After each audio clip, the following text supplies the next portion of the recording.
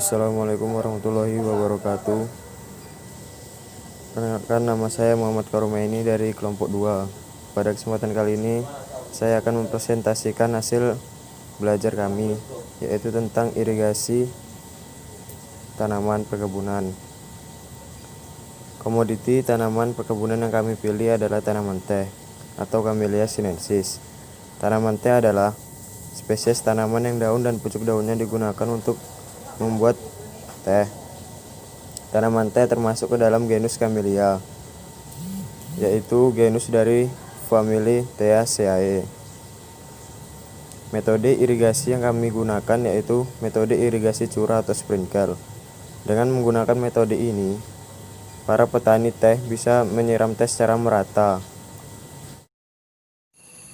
Materi ketiga yaitu alasan kenapa kami memilih irigasi curah untuk tanaman perkebunan teh. Yang pertama, irigasi curah tersebut cocok di lahan yang bergelombang dan dataran tinggi seperti perkebunan teh. Yang kedua, jika menggunakan metode curah tersebut akan membantu pertumbuhan teh dengan baik karena mengeluarkan air layaknya curah hujan seperti tanaman teh yang dibutuhkan. Yang ketiga, lebih efisien untuk tanaman teh karena dengan pipa-pipa kecil atau selang-selang kecil yang menyelip di area yang agak sempit. Yang keempat, saya akan menjelaskan kelebihan dan kekurangan menggunakan metode irigasi curah. Yang pertama, kelebihannya yaitu 1.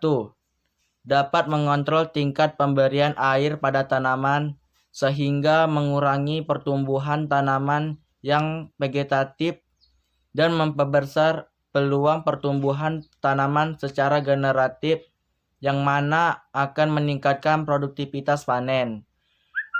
Yang kedua yaitu desain dapat dirancang secara fleksibel sesuai dengan jenis tanaman, tenaga kerja yang tersedia, dan penghematan energi. Yang ketiga, dapat dilakukan atau digunakan fertigation atau pemberian nutrisi pada tanaman melalui sistem irigasi. Yang keempat yaitu dapat mengontrol iklim mikro tanaman. Yang kelima, dapat menjaga tanah agar lembab sehingga dapat digunakan untuk persemaian atau seeding. Kekurangan menggunakan metode irigasi curah yaitu 1. Memerlukan biaya yang tinggi. Yang kedua, distribusi air menurun seiring berjalannya waktu. Yang ketiga, angin mempengaruhi distribusi air. Dan keempat, dapat membuat kanopi lembab dan mendatangkan penyakit.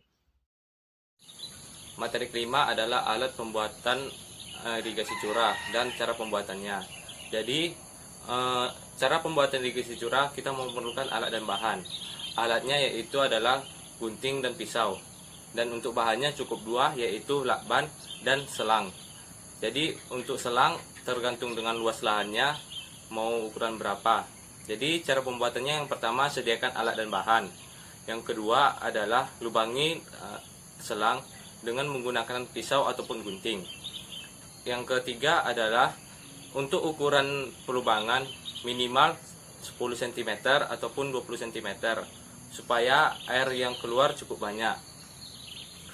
Yang keempat adalah setelah sudah dilubangi, letaklah selang sesuai dengan tempatnya agar terkena tanaman secara menyeluruh.